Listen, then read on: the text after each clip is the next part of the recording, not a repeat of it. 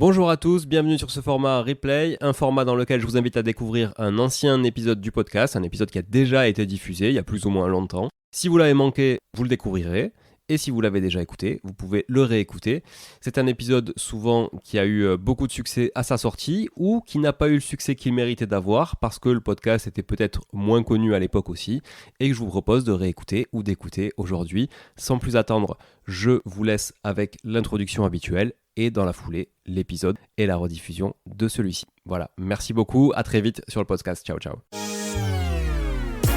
Bonjour tout le monde et bienvenue sur Money Tree, le podcast qui vous parle d'investissement et de finances personnelles au sens large et sans tabou. Je suis Julien Calamotte, investisseur passionné et auteur du livre à succès S'enrichir grâce à l'immobilier. J'avais envie de partager ma façon d'investir, forcément, mais également de découvrir avec vous de nouvelles façons de faire fructifier notre argent. C'est pourquoi j'ai créé ce podcast pour y recevoir des invités qui nous partagent leur savoir et leurs expériences en toute simplicité. J'espère sincèrement que les échanges que je vais avoir avec l'invité du jour vont permettre d'enrichir vos connaissances autant que les miennes. Je vous souhaite une excellente écoute. Salut Sébastien Chabal. Bonjour Julien. Comment vas-tu aujourd'hui ? Très bien. De bon matin. De bon matin, mais c'est bien. La journée appartient aux gens qui se lèvent tôt. C'est ça. On enregistre cet épisode tôt, le matin, effectivement. Il est quoi ? Il est 8h ? Bon, ça va, c'est pas trop tôt. Non, ça va, c'est pas trop tôt. On est au sud du Portugal. Ouais. Jamais j'aurais cru enregistrer un épisode déjà avec Sébastien Chabal, premièrement. Et puis deuxièmement, au sud du Portugal, improbable. Comme quoi, la vie est bien faite. Voilà, première fois que tu viens ici. Ouais, voilà. Exactement. Donc on est là, rapidement pour un peu de contexte, on est là pour un tournage sur l'une de mes activités, on va dire. Ouais, et un de mes partenaires. Et un de tes partenaires, voilà, qui s'appelle Iri Jardin. Et du coup, on en profite pour enregistrer un épisode avec grand plaisir. Et je suis très heureux de recevoir Sébastien pour un épisode particulier du coup sur le podcast, puisqu'on va parler investissement évidemment, on va parler entrepreneuriat, on va parler sportif de haut niveau, on va parler après-carrière. De la vie en général. De la vie en général, vue par Sébastien Chabal, vécue par Sébastien Chabal, parce qu'il y a aussi quand même beaucoup de vécu à raconter. C'est ça qui est intéressant. Donc merci déjà d'avoir bien voulu te prêter au jeu. Et est-ce que tu peux, pour ceux qui ne te connaissent pas, parce qu'il y en a peut-être, ou pour faire un petit rappel, voilà, te présenter, représenter un petit peu qui tu es. Ouais, alors Sébastien Chabal, aujourd'hui j'ai 44 ans. Je suis marié, j'ai 2 filles. J'ai fini ma carrière de sportif de haut niveau de rugbyman en 2014. Donc ça va faire 8 ans au mois de juin. Le temps passe vite et aujourd'hui, j'ai un peu de mal à me définir. Je dirais que je suis multi-entrepreneur et un petit peu investisseur. Voilà. Ok. Tu peux nous parler de cette période, de ta première carrière, on va dire, sportif professionnel. Ouais. Déjà, comment t'es venu au rugby ? Qu'est-ce qui t'a poussé à ça ? Alors, ce qui m'a poussé au rugby, alors je suis arrivé là un peu par hasard. Je suis arrivé là à l'âge de 16 ans, un peu sérieusement, et je vais mettre sérieusement entre beaucoup de guillemets. En fait, j'ai essayé pas mal de sport quand j'étais gamin, mais je ne suis pas issu d'une famille de sportifs du tout. En fait, j'ai pas accroché. Donc je préférais faire de la mobilette et faire des bêtises avec mes camarades. Et à l'âge de 16 ans, avec les copains de mon village, on voulait faire une activité, donc on a été au club de foot. Et en fait, cette année-là, il n'y avait pas d'équipe junior dans notre village, donc on a été dans le village d'à côté, il y avait une équipe de rugby, donc on a joué au rugby. En fait, c'était pas tant le sport qui était important, c'était le fait de se retrouver, de partager des moments et de s'amuser. Donc du coup, on s'est embarqué dans ce petit club à Beauvallon, dans la Drôme, et puis la vie a fait le reste. Voilà, je me suis rapidement aperçu que j'avais quelques qualités et j'ai eu la chance, j'ai fait 3 saisons dans ce petit village et après je suis parti, j'ai fait 10 km et je suis allé dans le grand club du coin qui est à Valence. Je suis allé jouer en junior parce qu'il m'avait remarqué et là j'ai eu la chance de jouer avec le petit frère d'un joueur qui jouait à Bourgoin, qui était pro, Alexandre Chazalet. Et lui venait voir son petit frère jouer et m'a remarqué et a dit au manager de Bourgoin, il y a un jeune qui est à Valence, qui est pas mal, on pourrait peut-être l'essayer. Et donc du coup, c'est fait comme ça. Je suis arrivé par hasard à l'été 98 à Bourgoin. sans savoir trop ce qu'était le professionnalisme, sans savoir trop ce que j'allais faire, sans plan, sans... En fait, c'était pas un rêve de gamin. Moi, j'arrivais là, c'était super. En fait, moi, je bossais à l'usine, je faisais les 3-8. Je suis tourneur-fraiseur de formation. Et en fait, quand je suis arrivé à Bourgoin, ils m'ont filé un boulot, donc je faisais à mi-temps. Et puis, je m'entraînais. 98, c'était le début du professionnalisme. Donc, j'ai pu raccrocher les wagons assez rapidement. Et la première saison, je fais une dizaine de matchs. Et puis après, c'est parti, quoi. Donc c'est là que finalement tu passes le cap du sportif vraiment amateur, Ouais. tombé finalement par hasard dans le Ouais, rugby, ouais. à vraiment un sportif professionnel. Donc j'ai l'impression que ça s'enchaîne quand même assez vite finalement. Ouais, ça va vite parce que j'arrive en 98 à Bourgoin, je te dis, je fais une dizaine de matchs, je me mets au pli parce que la première année, je joue un peu en espoir et puis un peu en première. En espoir, on faisait encore beaucoup de bêtises et beaucoup la bringue. Et des fois, sur ton chemin de vie, tu rencontres des gens qui sont extraordinaires. Le manager de Bourgoin, c'était Michel Couturas. Et il m'a laissé me tromper, il m'a laissé m'égarer. Et de temps en temps, il me reprenait par la main et il me faisait comprendre que j'avais peut-être quelques qualités pour faire un petit bout de chemin au haut niveau. Et j'ai eu l'intelligence de le comprendre. Et donc, j'ai ralenti le rythme de la bringue pour accélérer celui des entraînements. Et ça a pas mal marché. Donc, Combien de temps t'es resté à Bourgoin? je suis resté 6 ans à Bourgoin. Je suis resté 6 ans à Bourgoin, de 98 à 2004. Donc là t'en vivais, t'étais salarié du club. Oui, C'était oui, vraiment, oui. La première année, quand je suis arrivé, je touchais 2500 francs. Ouais. Et j'avais une voiture et un appartement et je bossais à mi-temps à l'usine. Donc la vraie valeur était dans la voiture, l'appartement au final. Exactement. C'était surtout ça. Et les 2500 balles, ça te permettait de bouffer Ouais. et de payer 2 ou 3 tournées aux copains. Et voilà. Et puis la deuxième année, donc voilà, j'ai signé mon premier contrat pro, 10 000 francs. C'était déjà énorme. Je crois que je gagnais plus que mon papa à l'époque. Ou Ouais, quasiment 10 000 autant. francs pour les auditeurs qui nous écoutent, c'est 1 500 €. Quoi. Exactement. À Exactement.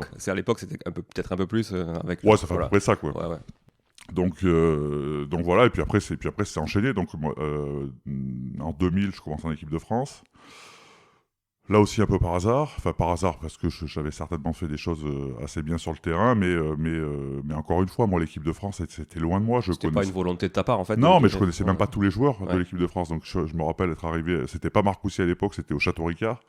Je suis pas sûr que je connaissais tous les joueurs avec qui j'allais jouer. C'était quand je me retourne aujourd'hui, c'était un peu. C'était un peu incroyable, et puis voilà, et puis après c'est parti. Donc j'ai fait 6 ans à Bourgoin. Le rugby donc se professionnalisait, il fallait de plus en plus de moyens pour les clubs, et Bourgoin est un village, et Bourgoin avait un bon budget, mais ne pouvait plus jouer les premiers rôles. Donc, Et toi, tu commençais à prendre de la valeur finalement avec ces sélections en équipe de France, c'est ça Mais c'est même pas prendre de la valeur, c'est même pas qu'il pouvait pas. Moi je voulais gagner des titres, je voulais rester au plus haut niveau. Ah oui. Et Bourgoin ne me le permettait peut-être plus, donc j'avais besoin d'un nouveau challenge. Peut-être que je m'étais peut-être que j'étais dans un cocon, il fallait que je me remette en danger pour progresser. Et mes 2 dernières années à Bourgoin, c'est Philippe Saint-André qui entraînait. Et lui part en Angleterre. Et il savait que j'avais besoin d'un nouveau challenge. Moi, je voulais partir à Toulouse. Ça va te faire plaisir. Ah oui. Parce qu'à l'époque... On t'aurait bien vu à Toulouse d'ailleurs, avec plaisir. Non, mais parce qu'à l'époque, c'était... Alors, ils sont revenus au premier plan aujourd'hui. Ils ont eu quelques années c'est vrai. dans le ventre mou, même si le ventre mou à Toulouse, ça a toujours été en haut de l'affiche. Mais c'était le club qui faisait rêver tous les gamins. Et puis ils m'ont pas appelé, donc je suis parti en Angleterre. Je suis parti en Angleterre et j'ai vécu une aventure assez incroyable parce que je me suis mis en danger déjà. Je parlais pas la langue, quasiment pas. J'arrivais dans un club et dans un championnat que je ne connaissais pas. Mais j'ai fait confiance à Philippe, qui avait déjà passé une dizaine d'années en tant que joueur et entraîneur à Gloucester. Il m'avait dit, tu verras, c'est fait pour toi, ce championnat est fait pour toi avec tes qualités, et on va construire une grosse équipe, et puis on va faire des grandes choses. Et puis j'ai bien fait de le suivre, on a été champion d'Angleterre la deuxième année, on a été très très très fort. Donc voilà, c'était une expérience qui m'a construit aussi personnellement, humainement. Ça m'a poussé à m'ouvrir, parce que je suis quelqu'un d'assez introverti, donc d'aller vers les autres, de parler, d'échanger, et c'est vrai que cette expérience à l'étranger a été une vraie plus-value pour le joueur que j'étais, mais aussi pour l'homme que je suis aujourd'hui. Donc là, tu t'es épanoui finalement. Ouais, plus les années passées, c'était génial, tu t'épanouissais. Et en termes du coup de rugby pro, Là, on se parle d'autres sphères après. On rentre dans quelque chose qui est beaucoup plus important en termes de rémunération, de visibilité. Est-ce que c'est là que tu as commencé à gagner en visibilité vraiment? Non, oui et non. Non, la visibilité, c'est la Coupe du Monde 2007. Ouais. Bah, je devais déjà avoir, quand je suis parti en 2004, j'avais déjà peut-être 15-20 sélections en équipe de France. Donc dans notre petit carré du rugby, les gens me connaissaient. C'est la Coupe du Monde 2007 qui fait que tous les médias cherchent un étendard ou un porte-drapeau. J'ai été choisi pour plein de raisons qui n'étaient pas forcément des raisons sportives, parce que j'ai jamais été le meilleur joueur. Et c'est resté là. Et c'est resté même 15 ans après. C'est ce qui est un peu t'étais au Racing à ce moment-là? T'étais arrivé au Racing 2007, non, j'étais encore en Angleterre. T'étais encore en Angleterre? Non, j'étais en Angleterre. D'ailleurs, mais après, c'est pas ce que je cherchais, moi. Mais j'ai eu la chance que ça me tombe dessus, j'avais presque 30 ans. Ouais. Donc j'avais une famille, j'avais des enfants, j'avais de l'expérience. Donc je suis resté, je pense, les pieds sur terre. Je pense que je suis encore resté quelqu'un d'assez normal. Donc voilà, mais oui, le rugby en 2007 était complètement pro. On s'entraînait 2-3 fois par jour, presque comme aujourd'hui, sauf qu'aujourd'hui ils en font peut-être un peu plus ou avec un peu plus de précision, mais oui, on était vraiment des athlètes de haut niveau. Donc carrément. là, ça laisse pas de place à autre chose à côté. C'est focus rugby, entraînement. Pas forcément, Non. parce que moi j'ai toujours regardé. Alors moi j'ai eu un camarade tout le long de ma carrière qui était Lionel Nallet, même si on s'est séparés, car moi je suis parti en Angleterre, lui est parti à Castres, mais après on s'est retrouvé au Racing, on s'est retrouvé au Loup, on s'est toujours vu en équipe de France. Et on a toujours regardé à côté. En fait, moi, je savais pertinemment qu'après le rugby, il allait falloir faire quelque chose d'autre. Il allait falloir aller travailler. Je l'avais fait avant de commencer à jouer. Donc même si j'ai gagné beaucoup d'argent par rapport à une personne normale, je savais que ça suffirait pas pour m'asseoir dans mon canapé et aller jusqu'à la fin de mes jours. Et en plus, je le voulais pas. Quelle tristesse. C'est pour ça que j'ai fait quelques investissements immobiliers d'abord, parce que c'est le plus simple quand tu as du fric et que tu n'as pas beaucoup de temps, alors que quand tu as du fric et que tu n'as pas beaucoup de temps, tu te fais avoir, donc tu apprends. Ouais. Ouais. Des fiscs, des machins, des trucs qui sont miraculeux, mais il y a eu 14 intermédiaires au milieu, ça tu le sais pas, et à la fin la valeur du bien est divisée par 4 et le coin il est juste pourri, donc quand tu le revends, tu bouffes tout, mais j'ai pas pris beaucoup de risques en fait, c'était pas des gros investissements. Et sur la fin de ma carrière, quand j'étais au Racing et quand j'étais à Lyon, j'avais monté une boîte avec mon beau-frère qui concevait et distribuait et vendait des équipements sportifs. Aujourd'hui, cette boîte existe encore, c'est mon petit frère qui la gère. J'ai eu la chance en 2007 de rencontrer des professionnels du textile, donc on a lancé une marque de textile. Alors, vu que j'étais encore en pleine activité, que j'étais en Angleterre, j'ai pas voulu rentrer au capital. Donc Rockfield, on peut la citer. Rockfield, ouais, parce que j'étais encore vraiment en plein dans ma carrière, donc j'ai signé un contrat de licence de marque de 10 ans, et en 2019 j'ai racheté la marque, voilà, parce que ça faisait 5 ans que j'avais arrêté le rugby, et alors quand j'ai arrêté le rugby en 2014, j'avais un peu de temps pour moi, donc j'ai passé 2 ou 3 ans à faire plein de choses, à rencontrer plein de gens, à m'investir personnellement, pas forcément financièrement, dans des projets, à les accompagner, mais c'était surtout pour comprendre, pour apprendre, pour regarder ce qui était le business, comment ça marchait, ce qui pouvait aussi m'intéresser. Et un jour, je me suis posé, j'ai regardé tout ça, tout ce qui était devant moi. Il y avait beaucoup de choses, parce que je suis assez curieux et j'aime bien regarder. C'est d'ailleurs toujours un peu risqué quand on est curieux de trop s'éparpiller. Ouais, c'est le bordel. Hein. Moi, c'est le bordel dans ma tête, hein, même encore aujourd'hui, même si je me freine. Et je me suis posé, et je me suis dit, voilà, il faut faire des choix. Donc, qu'est-ce que tu fais Et en fait, Rockfield est rapidement arrivé tout en haut de la pile, parce que la marque a été super bien construite, il y avait des bases solides, il n'y a pas grand-chose qui avait été fait en développement, et donc il y avait du potentiel. Donc, j'ai dit, bon, allez, on le rachète. Hop, ça on l'a racheté, je l'ai racheté avec deux associés. Okay. Avec une personne qui gérait la marque, qui était déjà là, Tony, et j'avais eu la chance de croiser Eric Marie qui m'accompagnait sur d'autres projets, qui lui est issu des grands groupes, donc un gestionnaire, qui comprend bien tous les périmètres d'une boîte et donc on s'est dit allez on y va. Donc on a racheté tous les trois, on a fait appel à un family office pour nous aider à racheter la boîte. Et depuis 2019, on essaye de travailler cette marque, de la faire grandir. Voilà, on l'a racheté avec des 6,7 millions. En 2 ans et demi, on est passé à 11 millions avec 2 ans de pandémie, donc c'est pas mal. Ouais, Ça veut dire qu'on s'est pas trompé. Il y avait des bases qui étaient très solides. Maintenant, voilà, on continue, on essaye de continuer à la faire grandir. Vous avez des magasins on a des magasins propres, on a des franchises. Ouais. Combien de magasins là, du coup, en France?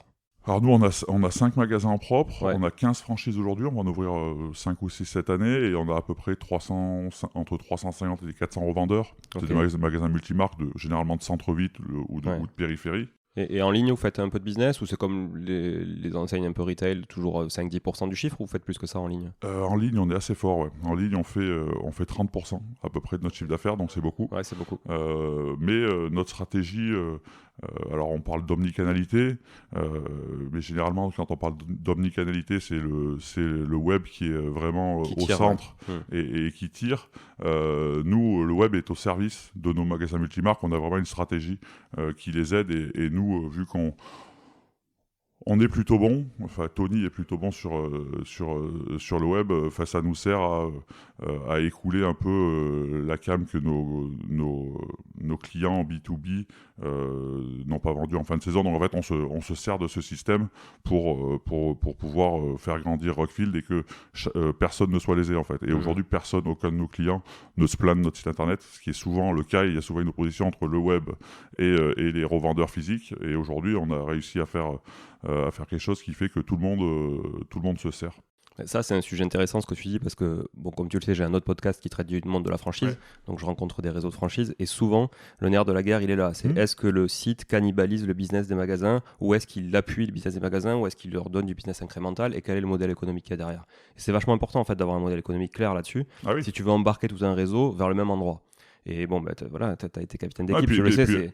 Dans le commerce, de toute façon, plus on te voit, plus tu vends. Donc que tu sois présent, plus on te voit sur le web ou plus on te voit sur le physique, plus les gens reconnaissent ta marque et plus les gens ont envie d'aller la découvrir et plus les gens l'achètent. Donc voilà, moi je pense pas qu'il y ait d'opposition, parce que je crois pas au fait que les gens, tout le monde achète en ligne sans essayer. Je crois qu'on aime quand même bien toucher le produit, on aime quand même bien le voir, on aime bien l'essayer, et je pense qu'il est vraiment ces deux business sont vraiment complémentaires. En tout cas chez nous on le voit, c'est vraiment complémentaire. Mais on est parti de toute façon d'une période où il y avait que du retail. Après on est passé sur on met tout sur internet, et le retail il y en a plus. Et puis maintenant on se rend compte que les retailers rachètent des pure players, les pure players rachètent des retailers, ou se développent en pure player, ou se développent effectivement. Tu prends dans le vélo, il y a Alltrix qui s'est fait mais Amazon qui ouvre des boutiques physiques. Oui. Enfin, non, mais je pense que c'est l'exemple le plus criant, le plus flagrant du fait que ces deux réseaux de distribution se servent les uns les autres. Ouais, carrément. Donc voilà, aujourd'hui l'un ne peut pas exister sans l'autre. Donc 2007, la création, c'est ça tu disais, de Rockfield. Donc là, on va dire que t'es à l'apothéose de ta carrière. C'est là où les fameux matchs contre les Blacks, etc. C'est là où la Coupe du Monde. Je suis encore en pleine activité et je suis plutôt performant sur le terrain. Ouais, donc là c'est tout feu tout flamme. Et là, quand par exemple tu rentres dans Rockfield, tu te projettes déjà à la sortie ou pas du tout? Tu te dis ok, je prends ce qu'il y a à prendre aujourd'hui. Non, parce que c'est un univers que je connais pas, de textile, mais pas du tout. C'est quand même un univers qui est assez complexe. Et je rentre pas au capital parce que je me dis que je sais pas si je vais vouloir faire ça plus tard, tout le temps. Et donc c'était le de pas rentrer au capital, ça me donnait aussi beaucoup de liberté. Voilà. Toi, tu trouvais ton compte finalement? Oui, c'était très bien. Moi, je prenais des royalties. Ouais. C'était top.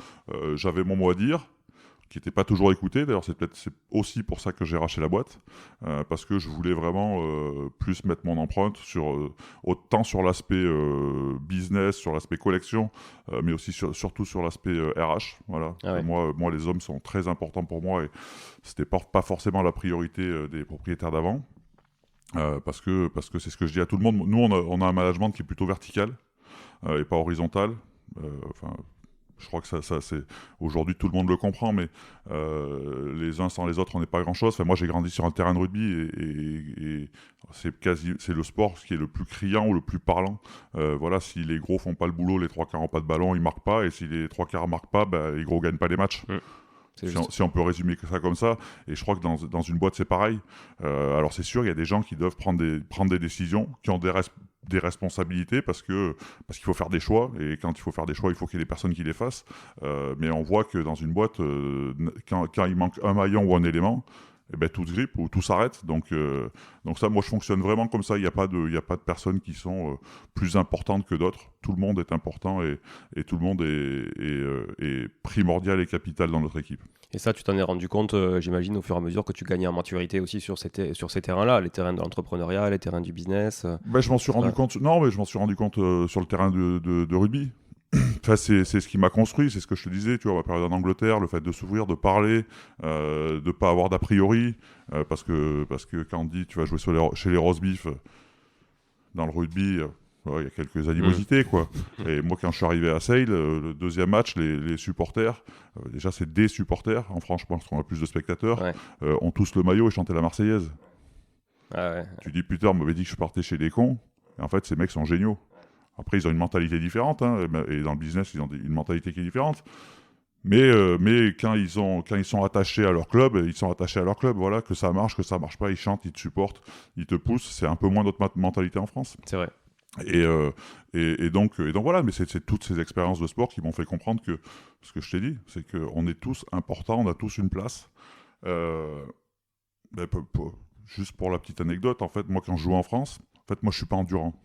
Je n'ai pas cette qualité intrinsèque. Oui, on avait une discussion sur la VMA, les tests VMA. Mais ouais, moi j'ai pas cette qualité intrinsèque. Et quand j'étais en France, les mecs, mes préparateurs, mes entraîneurs, me pointaient du doigt et pensaient que je travaillais pas assez. Alors que je pense avoir toujours très bien travaillé. Et donc on appuyait toujours sur mon point faible. Alors que si je commençais à marcher ou si on faisait jouer le week-end, c'est que j'avais quelques qualités.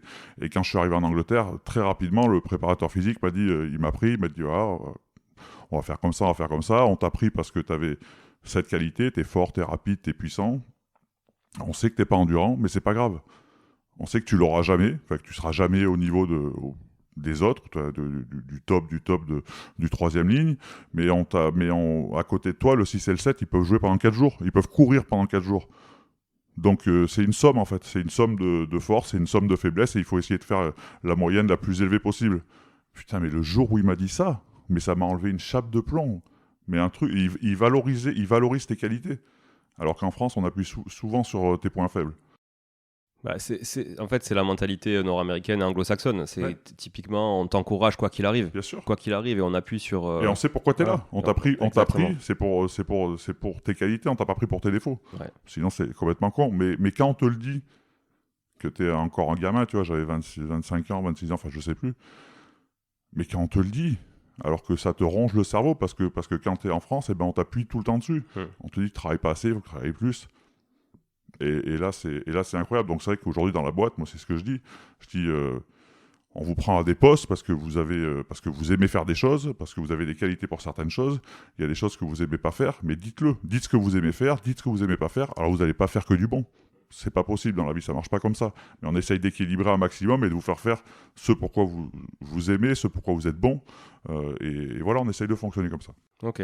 Puis ça prend toujours plus de temps aussi d'essayer de faire des choses à quelqu'un pour lesquels ils sont pas forcément doués ou qui n'ont pas d'aptitude, parce qu'au final, ça sert à rien. C'est souvent une perte de temps et tout le monde se fatigue. Oui, et puis tout le monde, et puis à la fin, ça marche pas. Non, au bout d'un moment, ça marche pas. Ça marche pas, et en plus, c'est souvent au détriment des qualités qui sont plutôt favorables, quoi. Exactement. Donc là, ok, on va dire que tu vis tes meilleures heures. Comment tu le vis, toi, personnellement, au niveau de la famille? Tu commences à prendre plus de place au niveau médiatique. Comment ça se passe dans ta tête? Ça se passe pas mal, parce que je suis en Angleterre en 2007. Ouais. Donc je suis encore assez protégé. J'ai vu à la sortie de la Coupe du Monde que Sébastien Chabal est sorti vraiment du carré du rugby, et que beaucoup de monde me connaît. J'ai vécu une ou deux scènes qui étaient assez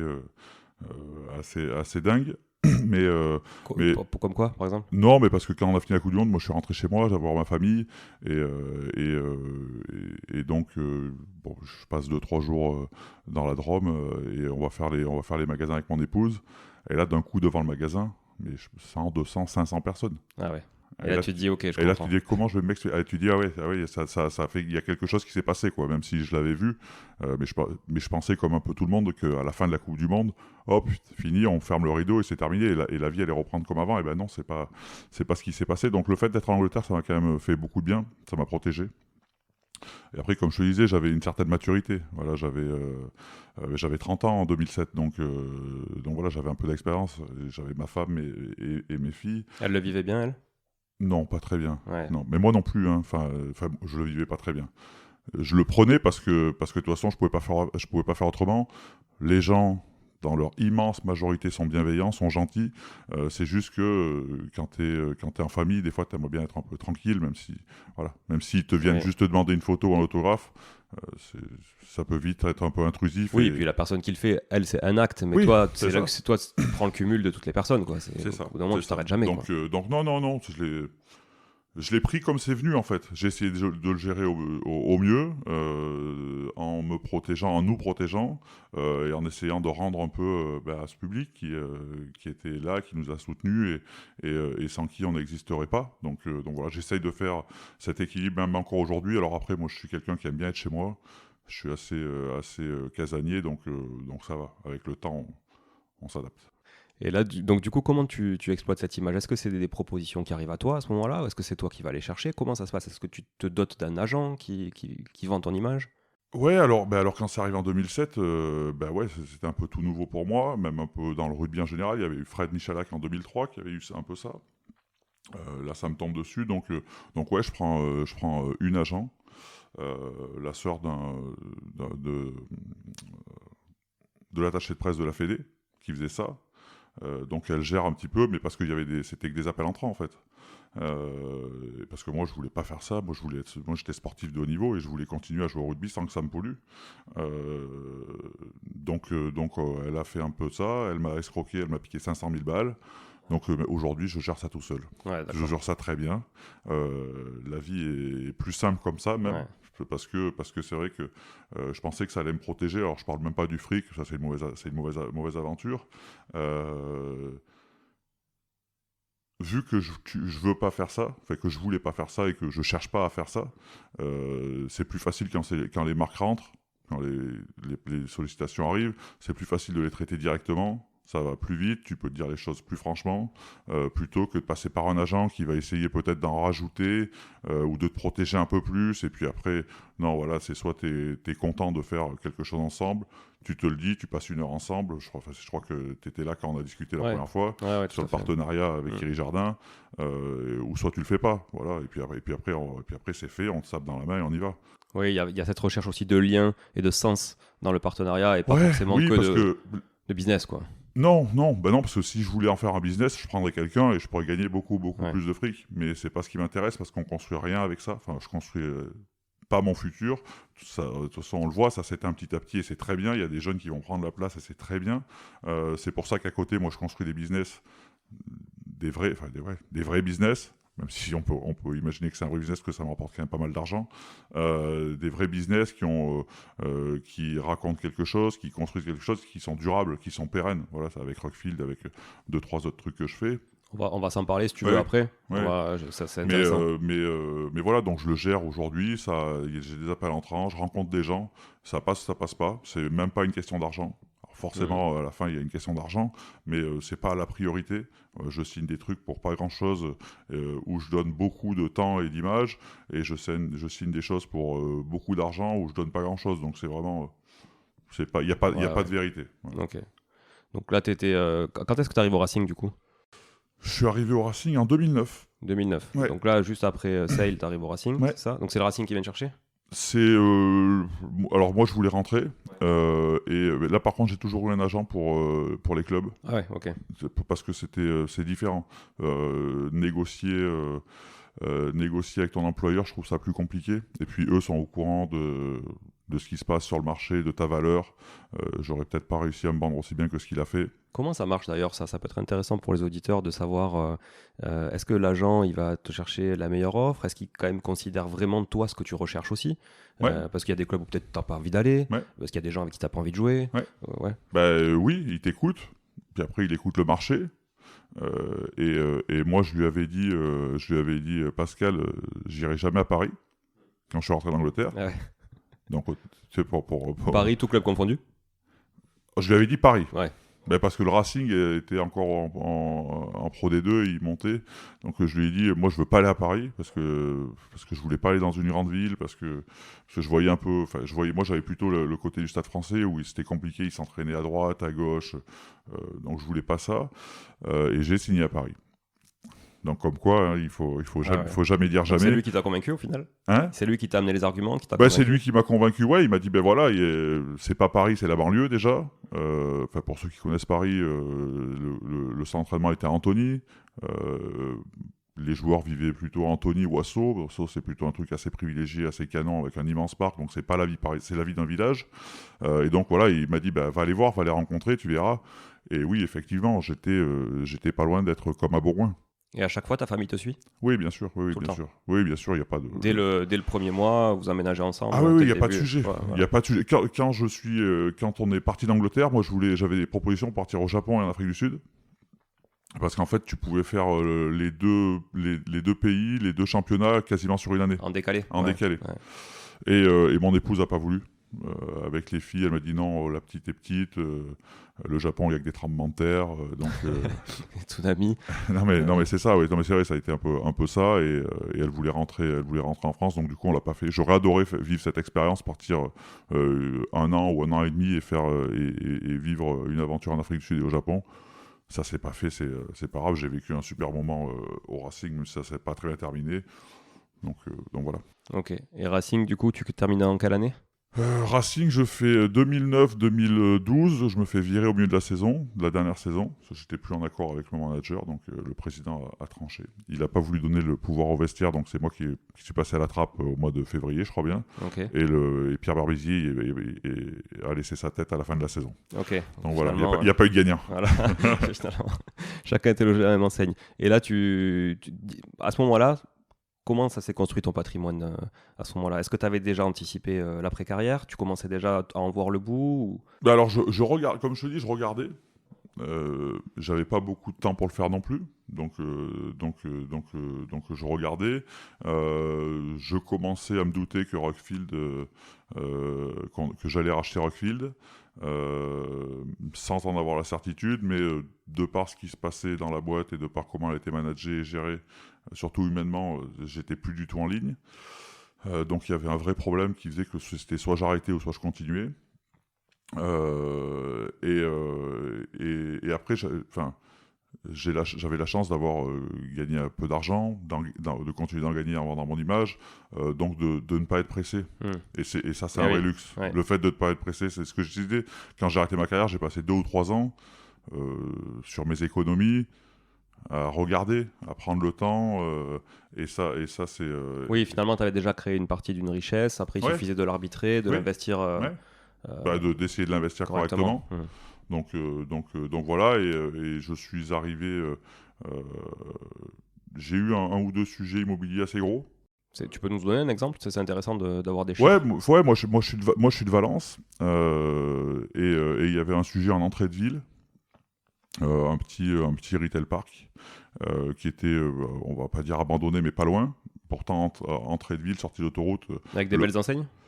Non, le bâtiment, c'était l'emplacement. Les enseignes n'étaient pas géniales. Même les 3 quarts du bâtiment n'étaient même pas loués, étaient vides.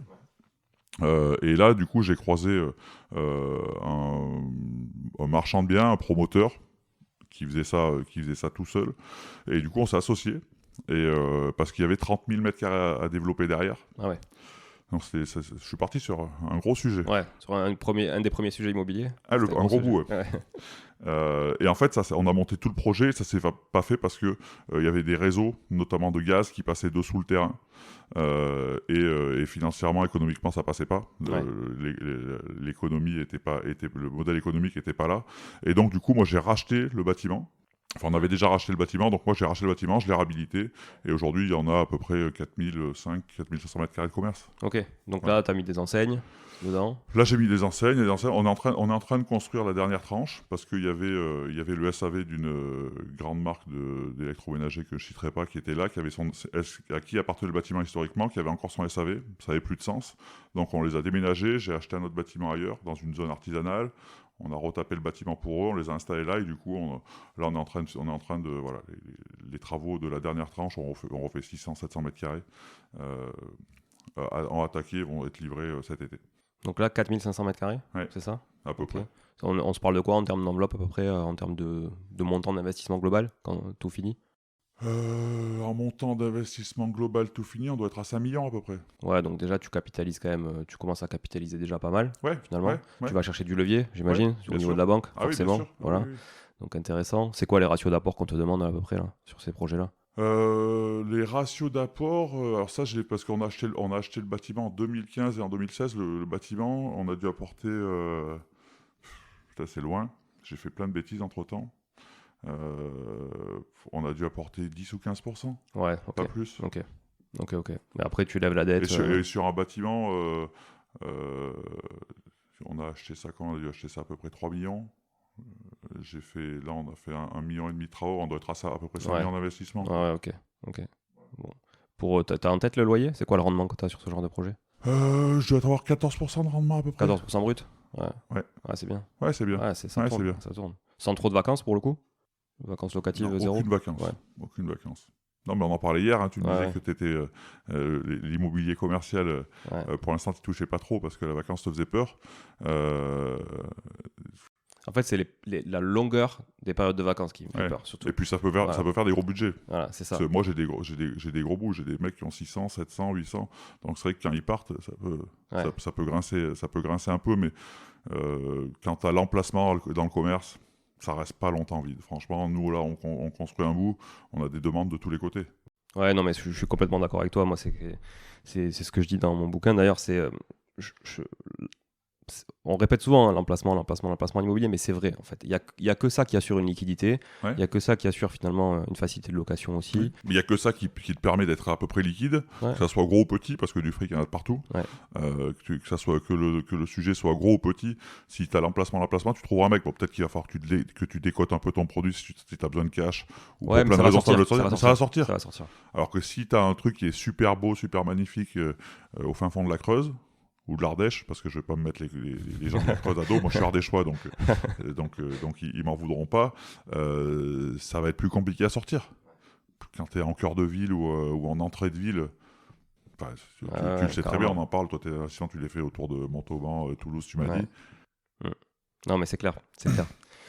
Donc du coup fin 2012, c'est ça? Non, février 2012 Tu pars Ouais. Tu pars du Racing? Du Racing, ouais. Là, c'est là que tu décides de revenir un peu...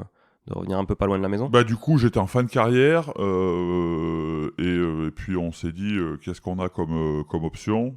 Donc j'avais quelques clubs de top 14 qui m'auraient volontiers accueilli et il y a eu ce challenge au Loup à Lyon. Le club avait l'ambition de remonter en top 14, avait des vrais moyens, voilà. Ils ont récupéré le stade de Gerland. Enfin voilà, il y avait un gros projet. Il y avait un président qui avait les reins très solides, qui est le groupe GL Evans, qui ont construit un truc, une machine assez incroyable aujourd'hui. Et donc c'est une boîte d'événementiel ouais, qui organise des salons. Des exactement. Ouais. Et donc le fait d'aller faire un dernier tour de piste pour aider un club à monter et à s'ancrer dans le top 14, c'était un projet qui était super intéressant. Ça me permettait de rentrer près de chez moi, de rentrer près de ma famille. Mon épouse est de Bourgoin, moi je suis de Valence, donc Lyon c'est assez central. Ça me permettait aussi d'être assez central pour mon futur. Quand tu es à Lyon, tu es à l'aéroport, tu as les trains, tu es sur la ligne Paris-Marseille.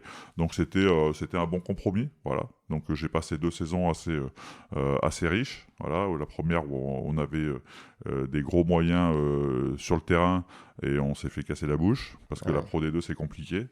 Et la deuxième saison où on a surnagé un peu sur le championnat et on a fait remonter le club, et là j'ai décidé d'arrêter. Voilà. J'aurais pu continuer mais j'avais plus envie, en fait la tête était plus là, et physiquement j'étais encore en forme, j'ai pas eu trop de pète, donc ça aurait pu suivre, mais sur ma dernière partie de saison en Pro D2, c'était compliqué parce que quand la tête est pas là, waouh, c'est un enfer. C'était dur mentalement. Quand t'as plus le plaisir, quand t'as plus l'envie. Donc finalement, j'ai arrêté sur cette note qui était assez géniale, parce qu'on était champion de Pro D2, le club montait, donc j'avais réussi mon objectif, pourquoi on m'avait fait venir. Et arrêter quand t'as plus envie, c'est la meilleure des choses, parce que tu peux être arrêté parce que plus personne veut de toi, parce que t'es blessé, et quand t'arrêtes et que t'as plus envie, c'est plus facile de passer à autre chose. Et là, c'est ta décision finalement, et c'est plus d'assumer. Et donc pour basculer, c'est super simple en fait. T'as aucun regret, t'as pas de manque. T'as pas de manque du sport, t'as toujours le manque du collectif. Parce que quand t'as passé presque 20 ans à 40 tous les jours, à jouer, t'amuser, faire des conneries, parce qu'on est des grands enfants, hein. Même si on est hyper sérieux quand on s'entraîne, la vie de groupe est parfois très drôle, même souvent très drôle.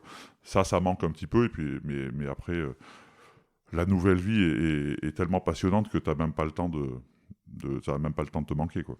Là, tu fais le point du coup à ce moment-là, tu te poses un peu, c'est ça? Tu fais le point. Tu disais quand même pas mal de temps, tu digères. Ouais. Ce que je te disais au début, je digère. J'ai les moyens de m'arrêter, de prendre le temps, donc c'était cool. Et voilà, et donc je fais un état des lieux. Je me dis, j'ai un peu de fric devant moi. Il y en a qui va rentrer assez naturellement avec la gestion de mon image, mais c'est pas la vraie vie. C'est pas ce qui est pérenne, et c'est pas ce que j'ai envie de développer. Et donc voilà, donc je décide de racheter Rockfield, parce qu'il y avait des fondations qui étaient super solides, parce que les propriétaires avaient construit, c'était des vrais professionnels du textile, donc avaient construit une marque très très solide, mais ils l'avaient pas développée, donc il y avait un gros potentiel. Et je me dis que je vais faire un peu d'immobilier à côté parce que j'ai du cash. Parce que c'est plus facile de faire de l'immobilier quand t'as un peu de cash, ou d'aller un peu plus vite. Ouais, c'est sûr. Que quand t'en as pas. Et après, je continue d'être curieux, de rencontrer des gens, et j'investis principalement dans des startups. Aujourd'hui. J'ai deux, trois investissements. Tu peux nous citer quelques exemples où Ouais, moi j'ai investi il y a déjà 6 ou 7 ans dans On-Off. C'est Ty Chris, un ancien sportif, qui a monté cette boîte. Voilà, c'est pour avoir un double numéro. Ty Chris, qui était un champion de roller. De roller, ouais. Qui a créé un truc assez incroyable, c'est de dématérialiser ta carte SIM et de la mettre dans le cloud. Alors je vais pas rentrer dans la technique parce que sinon je vais vous perdre, et je vais me perdre aussi. Et donc tu peux avoir un double numéro par une appli pour l'itinérance et tout ça. Enfin, c'est assez génial. Et là, dernièrement, j'ai investi un peu d'argent dans une, je sais pas si je peux appeler ça, si c'est une start-up, parce que la boîte, ça fait 15 ans que la personne fait de la recherche et développement sur la molécule de l'eau. Un truc dingue, fou et incroyable. Alors Anthony est parti aux États-Unis pour lancer le projet, mais c'est un truc qui est fou. Voilà, c'est un truc qui agit sur le vivant. Ça consiste en quoi ? C'est de l'électrolyse au diamant de l'eau. Ouais. Tu vois, ça va vous parler, parce qu'en fait, lui était dans le business de la piscine. Ouais. Il y a très longtemps, et il a découvert cette techno qui change qui, en électrolysant l'eau avec du diamant, change sa molécule, et du coup agit sur le vivant, surtout sur l'inflammation. Et c'est pour ça qu'il a pris beaucoup de temps. Ça fait 15 ans qu'il fait de la R&D avec les plus grands laboratoires du monde, et ça a des actions qui sont juste... Donc quand tu dis sur le vivant, c'est sur l'être humain ? Oui, mais juste dingue. Quand je dis sur le vivant, voilà, c'est sur les plantes, les animaux et l'homme. D'accord. Et là, il y a des résultats de recherche. Il y a une 40aine de recherches qui ont été faites pendant tout ce temps, et il y a des résultats qui sont en train de sortir là, qui sont fous. Donc voilà, il va sortir un produit. Excellent. Enfin, Comment ça s'appelle ? WEO. W-E-O. Okay. Je pense qu'on va rapidement tous en entendre parler. Mais vraiment, parce que du coup, il lance sur le marché américain à la fin du 2e semestre. Et après, je pense que ça va arriver en Europe et dans le monde entier rapidement, sous diverses formes. Donc voilà, et là, c'est vraiment une boîte à impact. Et ça c'est passionnant. Voilà. Quand on peut donner du sens à ces investissements, je trouve ça génial. Et là, j'ai investi aussi un peu d'argent dans une boîte qui s'appelle Beauty Food, c'est de la mise sous vide en fait des aliments. Mais de la vraie mise sous vide, donc voilà, pour limiter le gâchis, limiter le plastique, et ça pareil, ça devrait sortir en fin d'année ou l'année prochaine. Mais moi, à chaque fois que j'investis, c'est un peu comme pour mes contrats d'image, c'est les hommes qui me parlent d'abord, c'est les projets, voilà, il faut qu'il y ait de l'impact aussi. Je regarde pas que le TRI, c'est pas le plus important, je fais souvent mes investissements au feeling. TRI, c'est taux de rendement interne pour ceux Exactement, qui... pardon. Et je veux pouvoir être utile, en fait. Même si je sais pas faire grand chose, on peut avoir du réseau, on peut avoir des bonnes idées, un peu de bon sens. Oui, tu veux apporter vraiment ta pierre aussi à l'édifice. Exactement. En dehors du chèque. Exactement. Okay. Je veux pouvoir avoir mon mot à dire, ouais. sans avoir la prétention de dire que j'ai raison, mais je pense que l'échange, il y a toujours plus d'idées dans deux têtes que dans une. Donc, et je pense que le fait qu'on arrive d'univers différents, eh ben, on s'enrichit les uns les autres, on peut rapporter des expériences diverses et variées qui peuvent servir en business, donc voilà. Et ça, tu investis du coup via une holding patrimoniale, familiale via une holding familiale. Familiale. Ouais. Donc tu investis toujours avec cette holding et toujours aujourd'hui. Parce que pendant longtemps, ça a été un peu un bordel, ma structuration. Ouais. Parce que au début, c'est vachement important ça, l'organigramme patrimonial. Parce que mais c'est capital. C'est un vrai sujet. C'est capital, mais quand tu joues et que tu as une boîte où tout le fric est, tu investis avec cette boîte, et puis après, au fur et à mesure, tu t'aperçois que c'était pas forcément comme ça qu'il fallait le faire. Et puis après, pour déconstruire et le reconstruire comme il faut, c'est un peu le bazar, et puis ça peut te coûter de l'argent.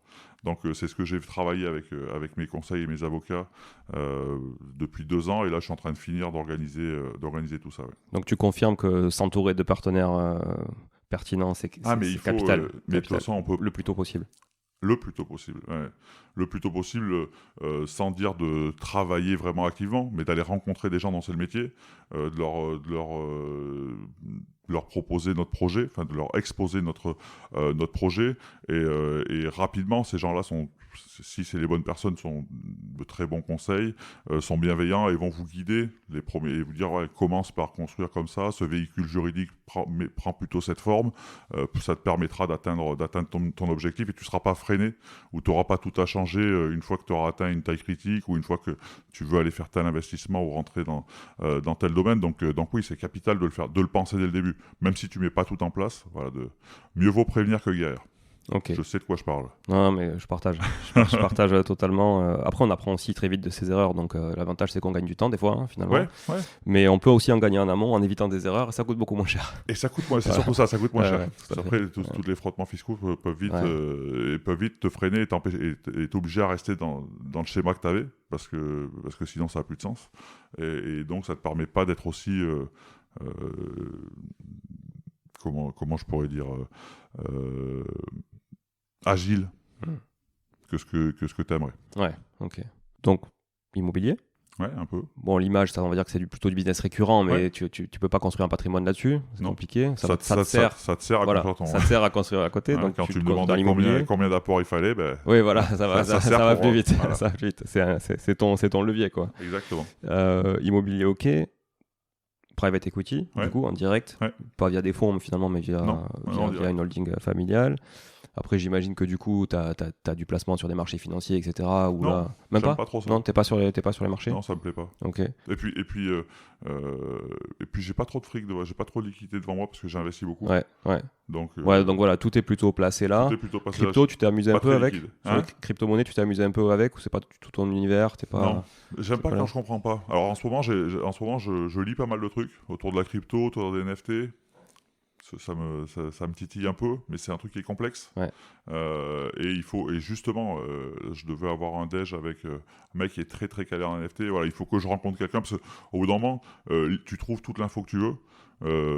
Tu peux en lire tant que tu veux. Au bout d'un moment, tu as des limites. Enfin, moi, j'ai des limites intellectuelles qui font que s'il y a quelqu'un qui me fait pas un dessin, qui m'explique pas très simplement les choses, parce que quand tu lis, c'est souvent très complexe. Alors que quand quelqu'un te fait un dessin et te fait ça, et tout de suite, non, mais c'est juste. Donc il faut que j'aille rencontrer des spécialistes pour qu'ils m'expliquent et que je comprenne. Juste pour que je comprenne, et puis après on verra. La blockchain, je comprends. Le NFT, je peux comprendre. tout ça, après il y a toutes ces crypto-monnaies qui sont issues de tout ça. De projets de blockchain. Ouais. Mais Ouais. me dire que Pas assez à l'aise aujourd'hui. ouais, et puis me Tu dire crois- que du Bitcoin, ils sont quasiment tous minés, que dans 20 ans, 100% des Bitcoins seront minés, puis après, et so what? Ouais. Quelle valeur ça va avoir? Est-ce que du coup ça s'arrête, ça s'écroule? Est-ce que ça monte jusqu'au ciel? Bah, il y a trop d'éléments que je comprends pas. Ouais. Non, mais je comprends. Je partage aussi. C'est important de comprendre dans quoi on investit. C'est mieux. D'avoir une C'est visibilité mieux. à moyen long terme. Ouais, Quoi. ouais. Et patrimoine, ce qu'on appelle patrimoine résiduel, plutôt investissement passion. T'en as des passions de l'art, les montres, je sais pas si t'as des choses comme Non. ça qui te. Non, Non. t'es pas. Moi, j'ai un peu d'art à la maison, mais Ouais. un peu pas grand-chose. Hein. J'ai deux, trois trucs, mais pas grand-chose. Ça, Mais tu je t'es fait regarde. accompagner là-dessus? Hein? Tu t'es fait accompagner là-dessus Non. pour acheter? Non, parce que là, c'est de la passion. Ouais, c'est de la passion et c'est Mais toi là, je me dis qu'au pire, même si ça vaut rien, alors c'est pas des trucs qui valent ça une te fait fortune, plaisir. je serais toujours très heureux de l'avoir accroché au mur de la maison. Ouais. Voilà. Pour l'instant, je fais comme ça et je pense que dans l'art, ça restera toujours comme ça. Alors moi, mon épouse et mes filles sont plutôt des artistes et assez calés là-dessus et ont certains goûts. Donc je leur fais confiance là-dessus. Après non, quand tu dis voilà, c'est du plaisir, c'est de la passion. C'est pas pour faire de la spéculation. Alors c'est bien si tu mets un peu de fric dans une œuvre. C'est aussi bien si elle peut prendre de la valeur, mais c'est bien surtout, moi je dis surtout si elle n'en perd pas. Voilà. Ouais. Si demain tu la veux plus, tu peux t'en séparer et qu'elle a la même valeur, c'est voilà, tu l'as eu, tu t'es fait plaisir, elle t'a fait plaisir. Ouais, carrément. D'ailleurs, pour ceux que l'art intéresse, je vous invite à écouter un épisode avec Arnaud Dubois. Donc, j'ai plus le numéro de l'épisode, mais c'est un épisode qui est sorti juste avant celui avec Sébastien, du coup, qui est très intéressant. Arnaud Dubois, c'est un art advisor qui justement accompagne les gens à investir dans l'art. Alors, il accompagne aussi des milliardaires à investir, hein, sur des tableaux à plusieurs millions d'euros. Super intéressant, un épisode vraiment passionnant qui nous explique un petit peu comment on peut juger la valeur d'une œuvre d'art, quel est le bon timing pour acheter, pour vendre. Vraiment super, super enrichissant. Donc écoutez ça en tout cas si vous êtes intéressé à l'art. Et sur la partie IMO, Sébastien, je voudrais revenir 5 minutes. Ouais. Parce que c'est quand même on va dire le moteur de l'investisseur aujourd'hui, c'est quand même l'IMO. Hein. En France, on est très, très, très immobilier. Ouais. Il y a beaucoup d'auditeurs qui nous écoutent, qui aiment ça. Tu nous as parlé d'un exemple à Valence. Tu peux nous donner d'autres exemples de ce que tu as dans ton patrimoine immobilier aujourd'hui? Tu as de l'habitation aussi? Je sais que tu as un hôtel aussi, non, je crois? Ouais, j'ai un hôtel. Je sais pas si tu as les murs de l'hôtel, par exemple. Si. Ouais. J'ai les murs de l'autre. Mais après, c'est souvent de l'opportunité. Enfin, c'est souvent comme ça. Hein. Moi, j'ai construit aujourd'hui mon patrimoine qui est pas très gros, hein, mais souvent à l'opportunité. Et après, je le sens ou je le sens pas. Et après, un petit peu après, ça c'était avant, un petit peu après, je fais les calculs et je me dis, finalement, c'était pas mal. Ouais, très intuitif, finalement. Ouais, très intuitif. Mais aujourd'hui, je fais les calculs avant. Ouais. En même temps que je me dis, c'est pas mal. C'est un peu mieux. Non, ouais, j'ai les murs d'un hôtel et d'un resto, mais il y a Lionel, allez, t'es avec moi. J'ai un bout de terrain que je loue pour du commerce. Et j'ai fait une ou deux opérations, alors je sais pas si on peut appeler ça du marchand de biens ou achat-revente, voilà, sur un monument historique à côté de Lyon. Ouais, Là, comme tu me disais hier. Ouais, on en parlait hier. Super intéressant. C'est un sujet qui est arrivé par des amis qui avaient racheté dans une succession. Et quand, en échangeant, je leur dis, c'était à côté de chez moi, je dis, je veux bien le voir, parce que j'en avais jamais entendu parler. Et c'est un château avec ses dépendances qui était resté inhabité pendant 50 ans, assez incroyable, à 10 km de Lyon. T'as l'impression que le temps s'est arrêté à l'intérieur? C'était fou. Ouais. Et je leur dis, ça, il faut en faire quelque chose, ça, il faut le remettre sur pied, quoi. Et ils me disent, nous, je leur dis, je vous le rachète. Et là, sans savoir la sortie, en fait, voilà, encore une fois, par mes conseils, voilà, en immobilier, un cabinet qui fait beaucoup de MH et beaucoup d'anciens à Lyon, le cabinet Archimède, voilà, je leur ai dit, j'ai ce sujet avec qui vous bossez, il me faut un mec qui monte les projets MH, et puis ils m'ont dit, il y a Pierre-Jean là, et après derrière il y a toute son équipe, ça faisait 35 ans qu'il faisait ça, et donc il m'a monté tout le projet, on a monté tout le projet, ça a pris un peu de temps parce qu'on a eu le Covid au milieu, parce qu'il faut bosser avec la DRAC, les MH et les monuments historiques, et donc c'est long, mais là voilà, on a commercialisé 80% du sujet, on va attaquer les travaux, là les travaux ont commencé, donc dans 24 mois le château va être réhabilité, va être sur pied, il y aura 35 locataires, il y aura eu 35 investisseurs et derrière 35 locataires, et c'est canon, et c'est fantastique, parce que moi, la pierre me parle. J'adore l'ancien, la vieille pierre, je trouve ça magnifique. Là, j'ai essayé de faire un peu de recherche sur l'histoire du château. T'as les parties 16, la plus vieille partie, c'est une partie 16e, c'est la ferme. Après, t'as une grosse partie 18e, 17e. Non, c'est canon. Je trouve ça canon. Et discuter avec notre archi des bâtiments de France, qui est une bible, qui est Alain, qui est juste incroyable. À chaque recoin, à chaque pierre, il te raconte une histoire. C'est cool. Et à la fin, on va gagner un peu de fric. Donc, mais il faut pas se laisser. Quand tu mets beaucoup d'affectif, c'est compliqué. L'affectif, des fois, tu serais tenté de garder. Alors que là, le sujet, c'était pas du tout à être gardé. Mais des fois, ça peut te faire des conneries parce que tu vois la mariée beaucoup plus belle que ce qu'elle ne l'est. Mais non, là, j'avais compté un peu avant. Mais non, mais c'est super. Vraiment, c'est intéressant, de compter avant, et d'aller sur des choses aussi où il y a un minimum d'affect quand même. Mais il ne faut pas que l'affect prenne le dessus, parce que ça reste du business. Mais c'est super important. Et moi-même, j'investis vraiment dans l'hypercentre de Toulouse, sur beaucoup. Et il y a un vrai cachet, il y a de l'histoire. Tu as des immeubles qui ont 500 ans. Il y a vraiment quelque chose, quoi. Et là, tu te dis, OK, j'achète un bout d'histoire aussi. Tu vois, et on retrouve cette liquidité parce que tu te démarques sur le marché d'un produit, d'une barre des années 60, quoi. Clairement. Ou d'un immeuble neuf d'aujourd'hui. Carrément. Avec quelques problématiques de diagnostic de performance énergétique qui vont avec, etc. sur l'ancien, parce qu'il y a quand même toujours ça, et à mon avis, ça va être compliqué à gérer dans les années à venir. Ça va être compliqué, là si tu descends pas un peu dans ton DPE, ça va être, tu vas plus pouvoir louer. Quelques problématiques sur les travaux actuellement. Donc, il va y avoir des produits sur le marché. Oui, mais on le voit en fait. Il va y avoir des produits sur le marché. Les gens qui ont des biens qui sont très patrimoniaux, dont ils ont hérité, mais qui n'ont pas les moyens de les entretenir ou de les rénover, ils sont cuits. Donc dans 5-6 ans, ils savent qu'ils vont se faire découper. Avant 2025, de toute façon, ils ne pourront plus louer. Donc, Et petit à petit, ça va mettre des opportunités sur le marché pour des gens comme toi et moi qui regardons. Qui avons envie de les saisir. Donc, ok, chouette. Donc, achat, revente, investissement. Bon, on a à peu près tout passé. C'est super intéressant. Tu as investi dans des bureaux, sinon je crois que je suis venu dans tes bureaux à Lyon. C'est c'est un chouette bâtiment, franchement très sympa. Enfin, en tout cas, une belle rénovation aussi. On est pas mal. Oui, là aussi, c'est pareil. Un peu de. Je voulais pas me mettre dans des bureaux tout neufs, donc on a trouvé des anciens ateliers des Canuts à Lyon, dans le textile. Donc c'est un bâtiment qui a été tout réhabilité. Moi, je l'ai acheté, il était comme ça, donc c'est canon. Mais c'est vrai que quand tu as fait une ou deux opérations où tu as un peu de patrimoine immobilier, ça me faisait chier de louer mes bureaux. Donc j'ai cherché quelque chose. Carrément. Donc ça fait chier de donner des loyers à un bailleur. Donc voilà, après c'est la déformation, mais qui est des fois un peu pénalisante. Tu vois, du coup ça nous coûte un peu plus cher que si on avait un loyer. Donc du coup ça peut pénaliser un peu les boîtes. Aujourd'hui les boîtes vont bien. On peut se permettre de payer un petit peu plus de loyer, mais c'est vrai que c'est dur à arbitrer des fois. Et donc nous on a nos bureaux. Moi j'ai des bâtiments à Valence, mais plus entrepôt et un peu de bureau pour une boîte, la boîte d'équipements sportifs.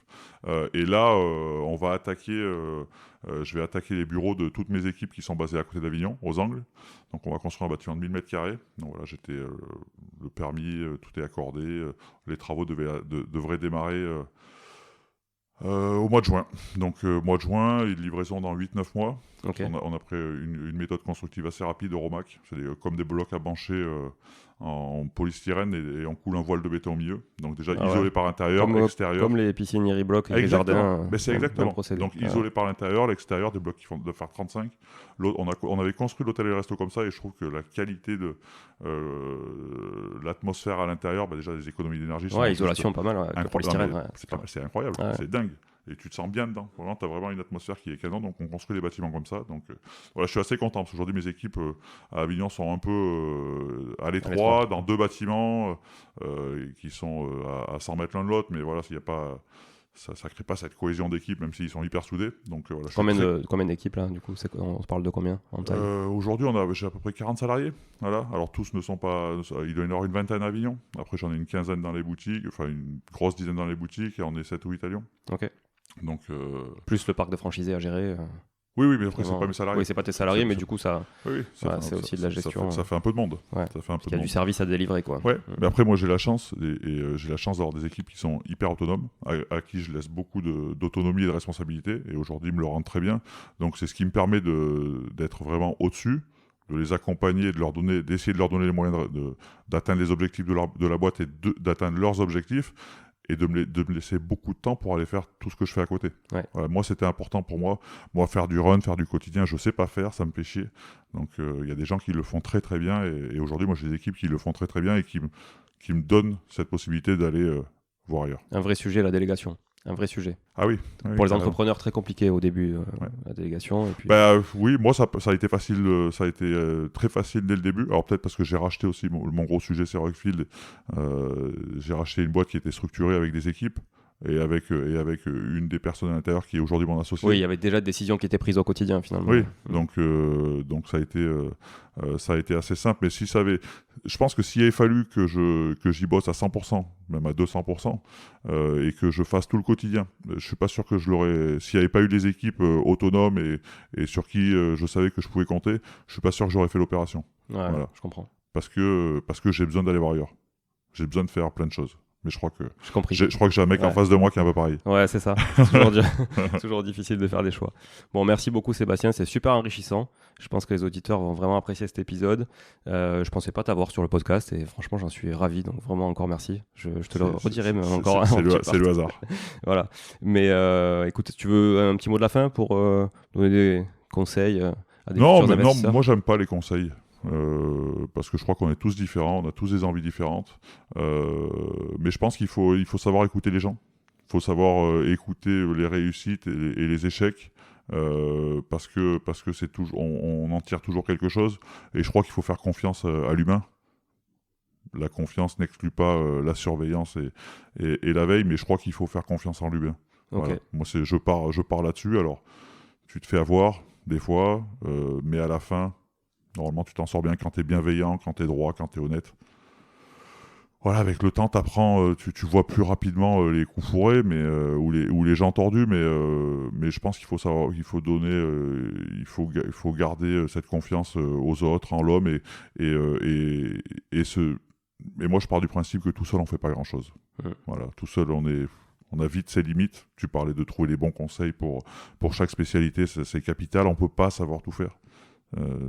Même en ayant un triple cerveau et en passant ses journées à apprendre, à lire, on peut pas savoir tout faire en profondeur, dans le détail. Il y a trop de complexité aujourd'hui dans tous les métiers. Donc voilà, savoir s'entourer, savoir déléguer, savoir faire confiance, communiquer et voilà, dire ce qu'on pense, dire ce qu'on veut, donner son point de vue. Voilà, je pense qu'il faut que ça soit une règle de base dans les associations ou dans les boîtes, et faire confiance aux autres. Voilà. Ok, très belle conclusion. Et finalement, ça reste des bons conseils. Merci. Merci beaucoup Sébastien. Vous pourrez retrouver Sébastien sur Canal Rugby Club. Le samedi et le dimanche. Vous pouvez aussi le retrouver à d'autres endroits. Aux Enfoirés, par exemple. On t'a vu aux Enfoirés. On t'a vu, grand talent d'interprète. Grand talent d'interprète. Ouais. On voit qu'ils te mettent toujours au devant de la scène. Hein. C'est vrai qu'ils te coupent le micro ou pas ? Non. Pas tout le temps. Pas tout le temps. Pas tout le temps. Quand il faut chanter, il est pas coupé, mais il est pas très fort. Ouais, il est réduit. Ils mettent Claudio Capéo par-dessus. Mais c'est parce que j'ai une grosse voix, c'est pour ça, je comprends. Ouais, ça marche. Merci beaucoup, Sébastien. Merci, Julien. À bientôt. Ouais, à bientôt. Ciao. Bon, si vous êtes là, c'est que vous avez écouté jusqu'au bout et a priori, l'épisode vous a plu. Si c'est bien le cas, n'hésitez pas à le partager autour de vous. Notez ce podcast sur Apple Podcast et Spotify en laissant un commentaire 5 étoiles. Je ne vous le répéterai jamais assez, mais c'est grâce à vous que ce podcast vit aujourd'hui et peut continuer de vivre en vous proposant un contenu toujours plus qualitatif. Merci encore, je vous retrouve très vite sur un nouvel épisode de Money Tree. En attendant, je vous souhaite la meilleure des réussites dans vos projets et un bon enrichissement. À très bientôt.